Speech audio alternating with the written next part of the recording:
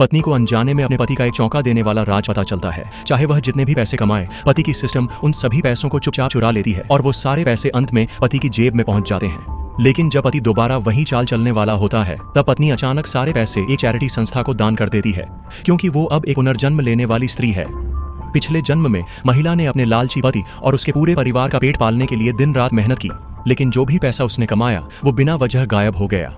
वह सोचती रही कि उसके साथ कोई धोखाधड़ी हुई है, लेकिन कुछ साल बाद जब उसे गंभीर बीमारी हो जाती है तो पति और श्रावण मिलकर उसे घर से निकाल देते हैं। तभी उसे पता चलता है कि पति के शरीर से एक पैसे ट्रांसफर करने वाला सिस्टम जुड़ा हुआ था, जिससे उसके कमाए गए सारे पैसे तुरंत पति की जेब में चले जाते थे। अब जब वह महिला काम करने की क्षमता खो चुकी थी तो पति ने उसे कचरे की तरह बाहर फेंक दिया। आखिरकार दुख और पछतावे में उसने अपनी आंखें बंद कर ली, लेकिन जब दोबारा आंखें खुली तो वह 6 महीने पहले के समय में लौट चुकी थी और सामने खड़ी थी वही डरावनी सांस। उसे अचानक याद आया, आज ही वो दिन था जब पति श्रावण को घर लेकर आया था। पिछले जन्म में पति ने झूठ कहा था कि श्रावण उसकी चचेरी बहन है और उसे घर पर रहने के लिए बुला लिया, और यहीं से उसके दुखों की शुरुआत हुई थी। हालांकि हाल ही में वह बहुत ज्यादा थक चुकी थी, इसलिए पति ने कहा कि श्रावण को समय देने के लिए वह 3 दिन बाद होने वाली हुवायू ग्रुप के साथ साइनिंग मीटिंग में नहीं जाएगी। यह सुनकर पति घबरा गया, क्योंकि उस प्रोजेक्ट की डील से महिला को कम से कम 2 करोड़ युआन का कमीशन मिलने वाला था और वह उसी पैसे से श्रावण के लिए कार और घर खरीदना चाहता था। इसलिए पैसे मिलने से पहले कोई भी गड़बड़ी बर्दाश्त नहीं थी। महिला को शांत करने के लिए पति ने तय किया कि श्रावण को फिलहाल बाहर शिफ्ट कर देता है। पैसे के लालच में श्रावण ने मजबूरी में हाँ कर दी।